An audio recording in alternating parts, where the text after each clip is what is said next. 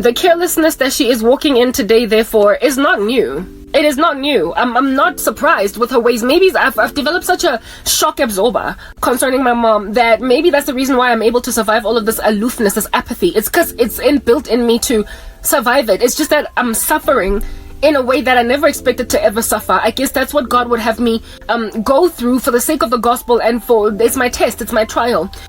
Without being able to make my own money and everything, it's just subjugated me to the tyranny of that which I had been always trying to escape since I was a child. I have been trying to get out of the apathy of the black community since I was a kid. I had a whole set goal and a mission to get out of this. And I had somewhat prospered to a certain extent, up to a certain point, and then I got thrown back into this trash again.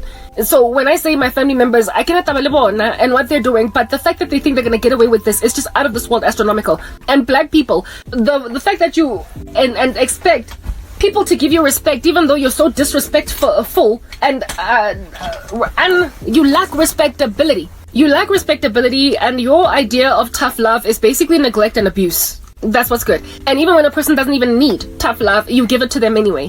Like, what in the world has warranted so much tough love in children? What have they done to deserve you being so tough?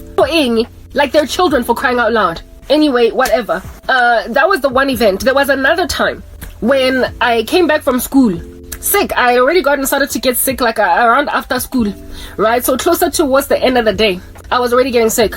And so I was feeling funny in class. And again, feeling funny in class, nothing in me thought to stand up and ask the teacher, ma'am, can I go to the sick room in the school? Can I please chill? Because we are always so scared of authority due to the way that we get trained as children in our households, in our homes. We cannot regard our pain. We cannot regard our sorrow. And so even if you've got like a white teacher, you can't be like, ma'am, I'm sick, because you just expect ma'am to react the way that your uncle would react, the way that your mom would react. No, are you really sick? No, sit down. So I sat in class, feeling very uncomfortable, realizing, however, that it's almost after school. So I just kind of dragged myself through the mud. That's what's good. After school came, and then we went on the Kumbi to go to, to aftercare. I told you guys that I used to go to aftercare. That was like this creche next door to where it is that we used to stay, because I wasn't trusted with the house key. So, and I had to wait for my older sister to come home from school. So I would chill in that aftercare. And I had a friend that was also a member of the aftercare, and she lived a house next door to me. We went to the same school, same grade, etc. This girl, I was sleeping on her lap in the Kumbi that was taking us to the aftercare, the transport that was taking us to the aftercare. I slept on her lap. Like I told you, kids got it. Kids cared in a way that adults didn't. So my friend was busy like, Askisine, you'll be fine type setup thing. And same friend, later on we grew up and she became a witch. Anyway, unfortunate, like I said, they get seared. They like over time they just lose that je ne sais quoi spunk. That's why the Bible says the kingdom of heaven belongs to such as these. It belongs to children, like proper. Like children took care of me when I was a child. Like, unacceptable. But yeah, the fact that anyway, let's move on. When we finally arrived at the aftercare, I couldn't play the way that everybody else was playing, and there were these two kids, like a white boy and a white girl from the same family, and then another girl that was in another primary school, also a white girl, and then me and my friend. There were like 5 of us, right, that were like more or less the same age at this aftercare, and our parents would pick us up. That were from primary school, because everybody else there was a creche, remember, for children, for babies, for toddlers, for those for kids who were yet to enter into school. But the aftercare could also take care of primary school kids. There was a section of it that took care of primary school kids, and there were only 5 of us, so it was not like a whole bustling aftercare after school program for primary school children. We were only like 5 or 6 of us, and we used to play with each other. Oh, and the 6th child was also there with us. They were the ones that, were like, I was sick. I was so sick that at the aftercare, one of the teachers there told me to lie on the sponges for kids. You know how they make kids just lie on the floor and sleep all day in crash type thing. They saw that I was sick, and so since my sister was not yet back, I lay down on the couch, on the sponge on the floor, and when I was there, my friends kept coming in on some, "Hi Karabo, are you okay? Are you gonna be okay? I'm sorry for being mean to you yesterday. I'm sorry." Yeah, basically like fights on the school playground. They were apologizing to me, so they took care of me. Right? They kept on going to my house where I stayed because I asked them to see if my sister was home because I wanted to go home and sleep in my own bed type thing. Ultimately, my sister eventually got home. It was discovered that she was home, and they knocked on the door. My sister opened, and they were like, "Sister, your sister is very, very sick at school. You know, she's busy vomiting. I was vomiting a lot, like some red stuff was coming out of me. I was vomiting." Very well, so I run. Then my sister then runs and comes with my friends from aftercare and picks me up. So basically nobody carried me because they were too small to carry me, but they were just basically helping me along. I get home and I start to sleep now, right? My friend, one of my friends, the one that on whose lap I was sleeping, calls my mom in the office from that number that is on the landline type thing. And she's like, Karabo's very sick. I was vomiting, right? Some red substance. And I believe the reason why the red substance was coming out of my mouth was because I'd eaten some red sweet. So I think nailing yoko, like some, you know, that popcorn, colored popcorn, caramelized popcorn with red dye. I was eating something like that.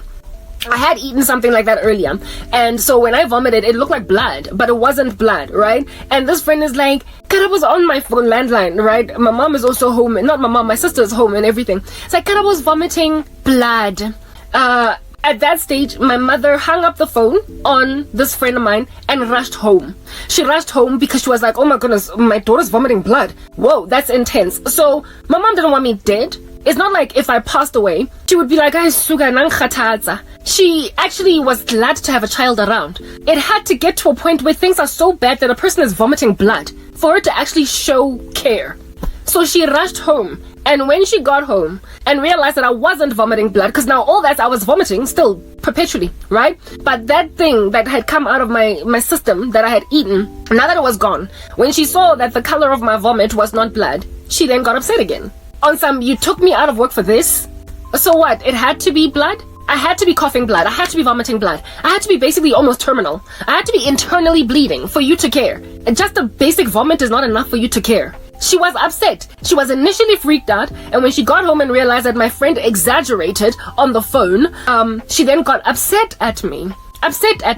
And the only people who took care of me, the remaining of the week, I never went to school for the rest of the week. My friends came every single day from aftercare, and they'd be like, "Hi, girl, are you okay?" and whatnot. Kids took care of me. My older sister and the friends I had from aftercare, they all took care of me until I was recovered. That's what's good. That was another event of mine. There was yet another event that happened, and this one will always etch in my mind. It was again at night. I was vomiting. Because kids vomit, I guess that's just what they do, right? Yeah, this time around I was vomiting, and because I was hurting, my body was sore, my stomach I don't know what in the world was going on, and it was like 1 a.m. in the morning when this started happening. I was so sick that I was like, can't deal.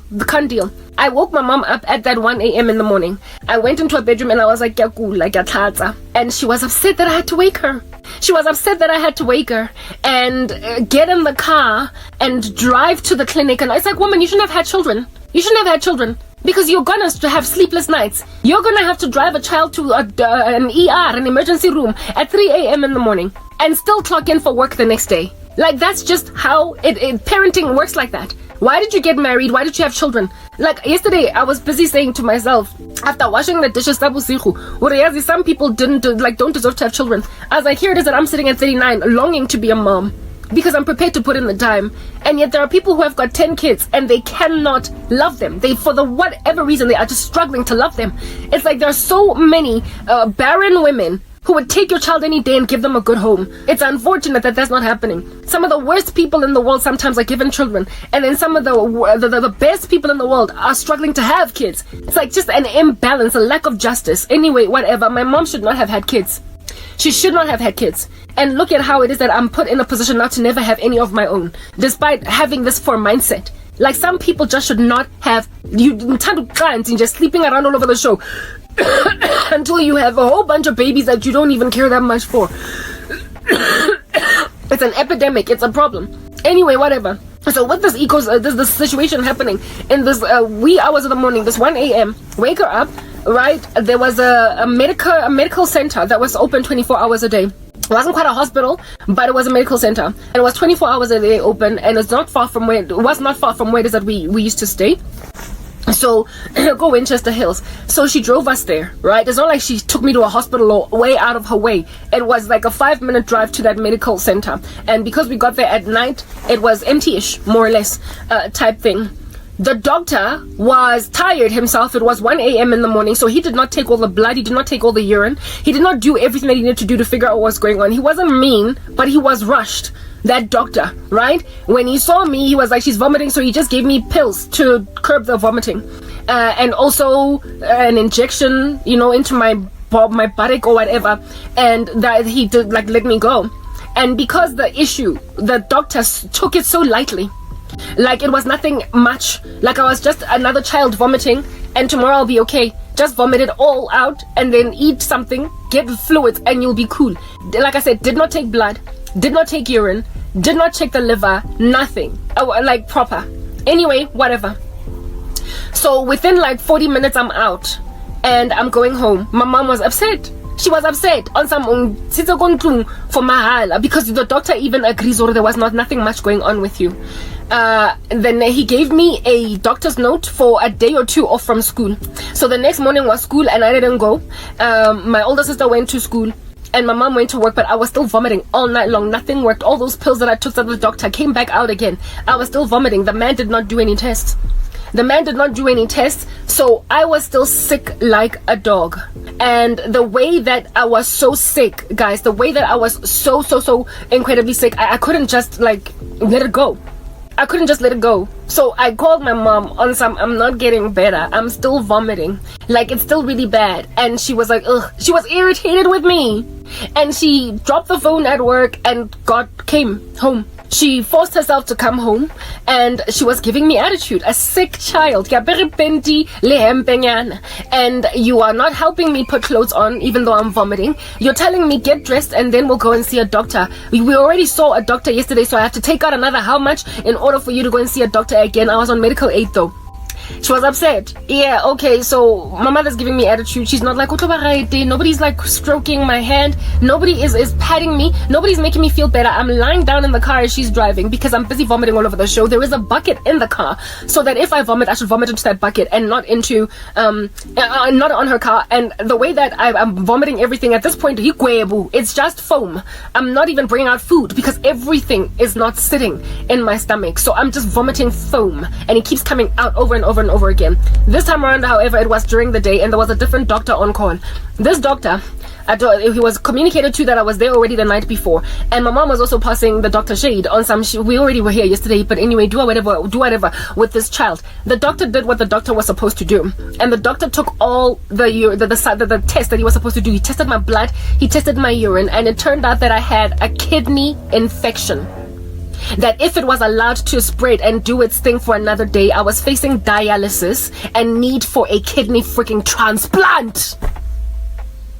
I was literally on the verge of death. Whatever had poisoned my body had gotten so bad that if I had gone to the doctor one day later, I would have needed a kidney transplant and been put on dialysis. And there was also a risk of diabetes. That's what's good, yeah.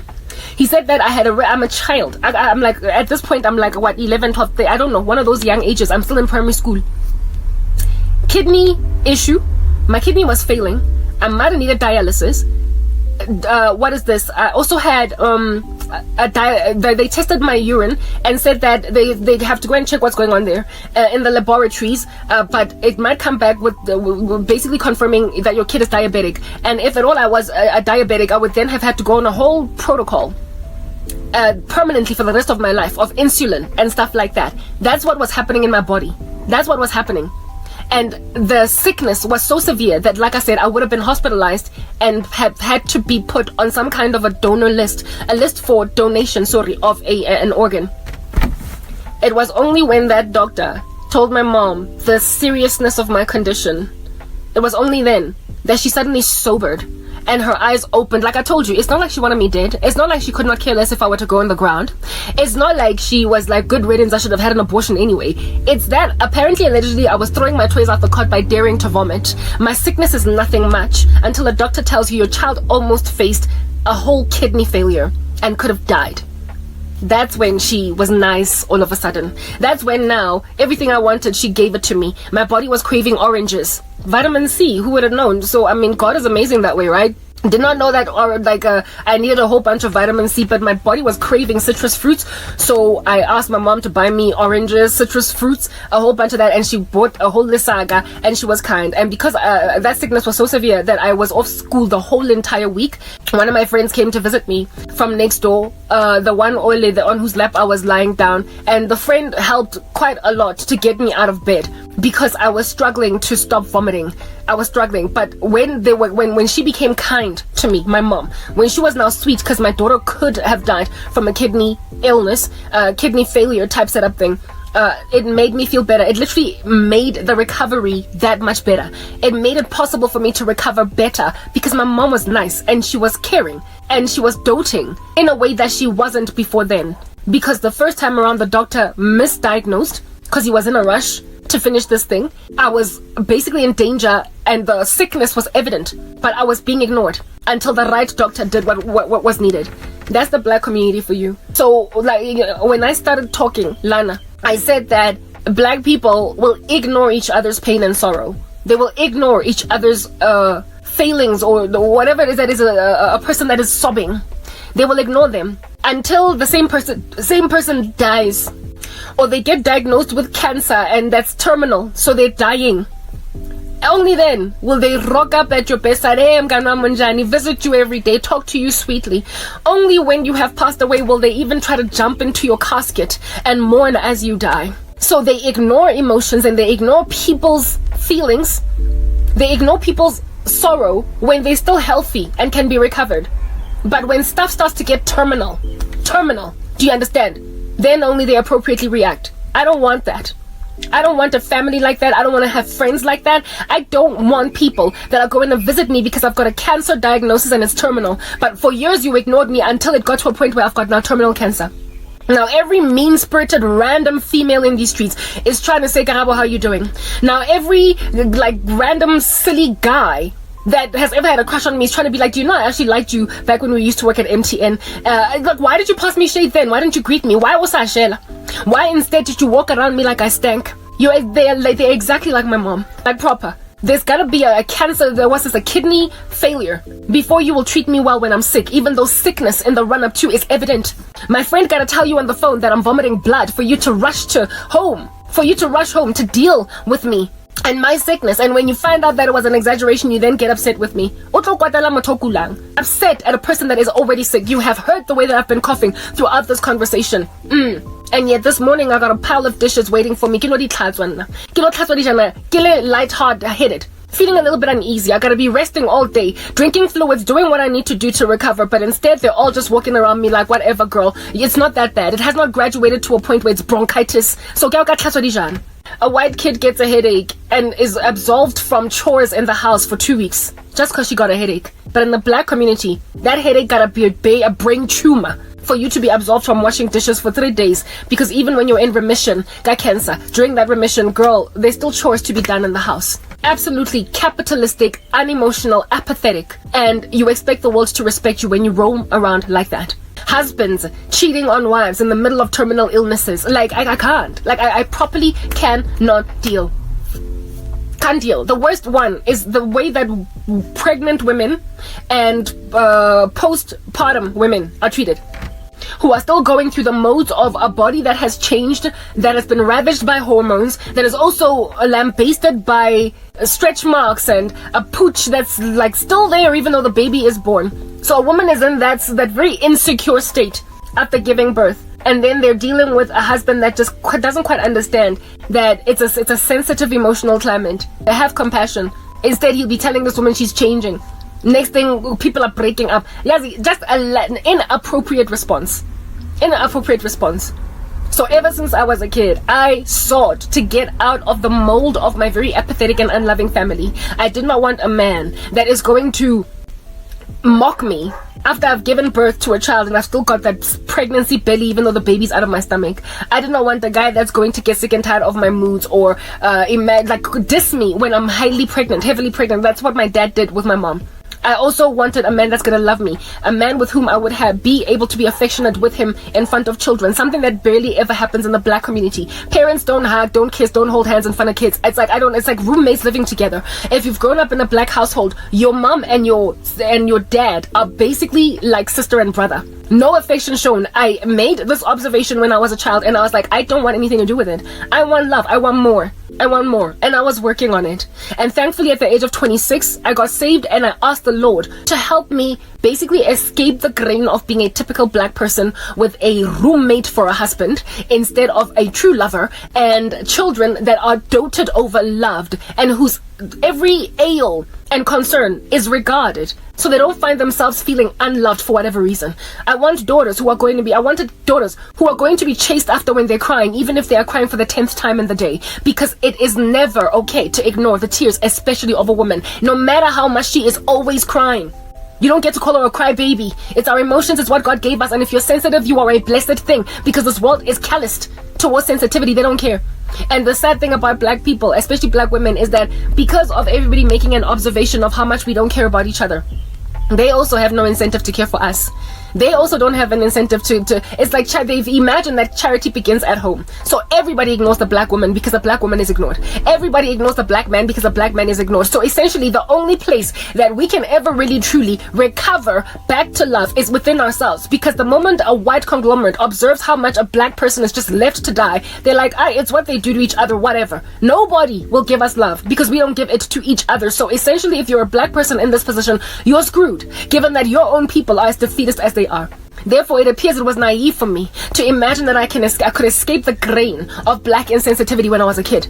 I told myself that I wanted to get out of this, that I was going to find a man that was going to get it, that I was going to marry a man that was going to get it, that I was going to love children that don't quite know what it's like to be loved.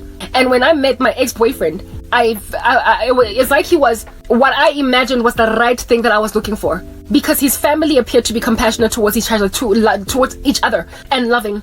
And he also in and of himself was prepared to show me affection in a way that I longed for, and who cared about my tears. Yeah, but it lasted a good year. In a 5-year relationship, my tears were regarded for a year, and then he went cold like all other black people. So it's like, really, how screwed am I? How screwed am I? And now today, he is among the people that are just watching me suffer, having induced extra suffering into my life because of the observation of the lack of love that I endure at the hands of my family members.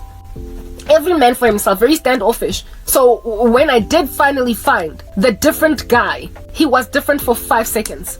Must a person always just emigrate to the white community or the Asian community to find love? Must they always emigrate outside? Must you be an Uncle Tom if you're going to be loved at all as a black person? Must you have white friends and marry a white man and do all things like a white person just so you can get some kind of a semblance of a loving life where people are going to care when you so much as sneeze? When you have been missing for 3 hours already, there is a search party for you. Your phone has rung and there's 24 missed calls because nobody can find you. Instead of there being a dead body in an apartment that gets found after 3 days, and even then not by family. Just like it. Black people, you take pride in emotional abuse. That's basically what I'm getting at. You take pride in emotional abuse and disregarding the pain of people, and you subjugate other black people that would much rather not have to live like that to the default of that anyway. You subjugate the rest of us who want a different outcome to a typicality, given that we can only ever be with each other, given that everybody else does not care about us and there is nothing we can do to fix the grain. So you force a woman like me to basically end up settling for some cold-spirited, willing, random husband. Just take anything that comes your way. No regard at all for what I want. Because apparently I gotta settle, I gotta just take it in my stride. Everybody else that has made this observation that wants a different thing inevitably ends up in the loop of psychosis, in the unemotional climate of tears being disregarded, and a woman having to toughen herself, put a guard up and act like she does not cry. Just because, girl, if you're black, take it. Unless, of course, you are happy to never have any black friends, never have any, like, literally marry a white man, have nothing but white friends. Everybody in your entourage is not black. Because that's the only way that, I guess, if you forget your blackness and become a coconut, that you will have some semblance of a normal life where people actually regard your emotions. So if a person is in love with black culture, they're screwed. If they don't want to walk away from their roots to a point of not having any black people in their lives at all, they're screwed. So when you want to stick with your people, you must accept a lack of love. And when you don't want to accept this, you have got to basically allow yourself to look like an Uncle Tom. Have no one in your life at all that is black. Like, no one. And Utaba, the only, like, dark thing in a crew of white friends, in a crew of, like, married to a white man. And everywhere you go, you're always doing, like, you start to listen to all their music and all that jazz just so you can get a little bit of love. And I don't want both of those things, where I'm now having to settle for loss of black culture because I am exhausted with black apathy. So I guess singlehood or isolation and solitude for the rest of my days is what's gonna go on. And my death is promising to be quite a devastating one, in the sense that I will be, I guess, rotting for 3 years before anybody finds my body. Because I'm not so annoyed and irritated and resentful of blackness that I would want nothing to do with blackness. I haven't gotten there, but I appear screwed because I'll never get the love I need from the black community. I'm not insistent on marrying a white man. Neither am I insistent on having nothing but white friends. It does not matter what I end up with. But I don't want to have to make an intentional decision to have nothing but white friends or nothing but Asian friends, just so I can avoid the apathy that dwells in the black community. I want to be able to call people that are reliable and not have some exploitative people see that I'm abandoned and so use that. They just keep using, but opportunistically, whatever they can in their favor. So, situation Nyaga, and when I woke up this morning, feeling better, but not so good that I could now be, like, for it to be business as usual. When I woke up to go and use the bathroom, and I was still heavily congested, but better than yesterday. Still phlegmy, but better than yesterday. And then I open the house, and I see a pile of dishes. I was like, yes, like it. Now I must just deal with this for the rest of my life. These people who will be upset at you because you called them.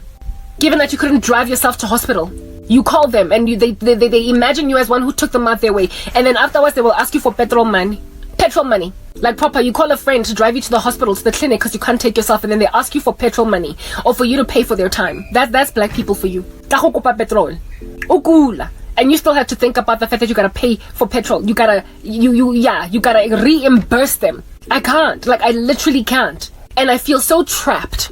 I feel so stranded, Nalabantu. I wanted to get out. When I came to Christ, it was the solution. Because the Lord was going to scan the earth on my behalf and find me friends. And find me family. That would ultimately give me what I want. And make it possible for me to be the kind of mother that cares about the emotional climate of a child. And that is prepared to drop everything just because a child is sneezing, never mind vomiting. I wanted to be bigger than that. I wanted to be better than that. And I took it to God in prayer because I made an observation of the apathy of the black community. I asked the Lord to help me find basically another man like me. A man just like me. A black man. When I asked the Lord for a husband, I asked for a black husband.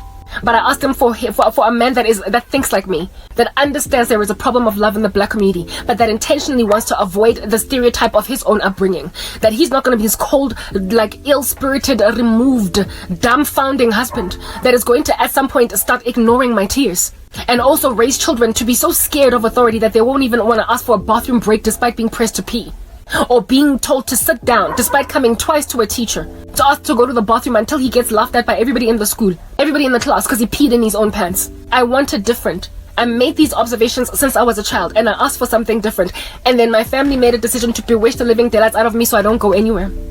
My friends, basically when I wanted to escape the mold of black, this typical blackness, this mold of being typical in the black community, when I wanted to escape it, they were like, I'm sorry, you don't get to be the only one that is loved out here in these unloving streets. You don't get to be the only one respected out here in these unrespected streets. You don't get to be the only one, Karabo, having the lovely lifetime experience of a beloved woman, when the rest of us are in mean-spirited, horrible relationships. My friends bewitched me so I won't get married. My own mom came against my marriage prospects. The very doting sister that used to love me when I was a child, that got seared, that got taken away. Because now she's no longer a child and she no longer has got a heavenly mindset. My cousins, everybody is doing everything in their power to block me from finding the love that they won't give me. So the circus that they're in, I'm sorry, I'm not part of you, I'm not one of you. I want to get out. And it is precisely because I want to get out that you are holding me hostage. I don't want anything to do with you. I get to make a choice who I love, who I am with, who I spend forever with. While I can't choose family, I certainly can choose friends, and I can choose my own husband. They won't let me fly, even though when I am sick and barking like a dog the way I'm coughing, they still insist I wash a pile of dishes in the sink.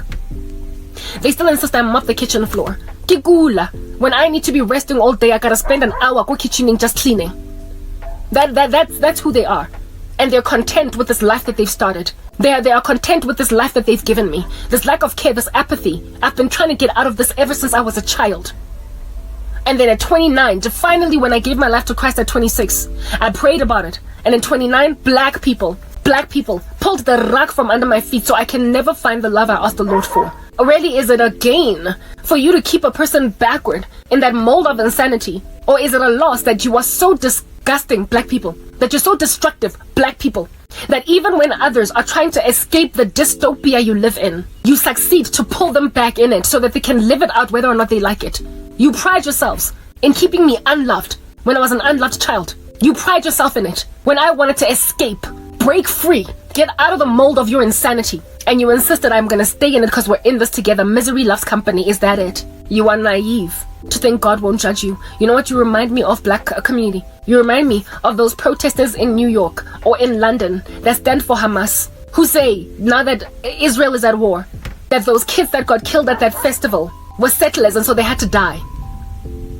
Others saying, while I wouldn't condone violence, Israel, they need to be handled. It's our way of fighting back. People protesting, standing with a group of people that are beheading babies. That's what's going on with Hamas. They're beheading babies. Other babies are being burnt. And they are protesting, saying it's a war. And in war, unfortunately, there will be casualties. That's what black people are like. They're like Hamas that way. They imagine that this is a war, and in any war there are casualties. So when a person writes you off as a whole thriving human being, as a necessary evil, a casualty of war, when your own people regard you as a casualty of war, where do you have to go to lodge your body? Where do you have to go? When they just look at you as into that's gotta be dropped dead because you don't understand what you need to do. You don't get what your roots are, your culture, ancestral worship yako. Everybody bewitching everybody. And if you're not partaking in this circus, this chaotic mess, where kids are now black youth is now among the single most suicidal demographic in the country. To you, it's like, in every war, Papa, there are casualties. So all those black kids, those 17-year-olds that hung themselves because of a lack of love from mom and dad, they're just casualties for war. Because black people need to realize they must respect their roots. I don't want what you are. I'm not part of this family. I lost my family the day I got born again in Christ because they became barbarians. I already wanted to break free from the mold of what they are, but I would never have severed myself from them. But this time around, when I get my life back and understand I will, to a certain extent, the Lord has shown me, I will want nothing to do with them. I have been wanting to get out for a minute. Now you have solidified my conviction to a point of wanting to do nothing, to have nothing to do with black people anymore. Not all black people, just the ones that did this to me, and frankly, it's almost everyone that I've ever known. La senya. And insofar as motho asa senyetswa, asa sokole, asa sotlwa ke a lack of lerato.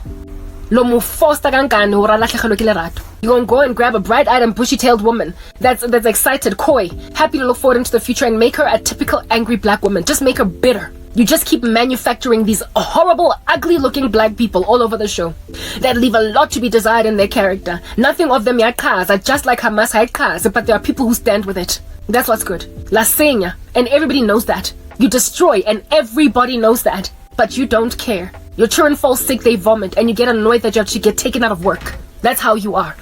Keep whatever you're doing, guys. I've never wanted it. I've always known I wanted more. And just when I was grabbing it, you pulled me back in. You reeled me back in. And then you forced me to embrace a family that I no longer even regard as family. Pizza.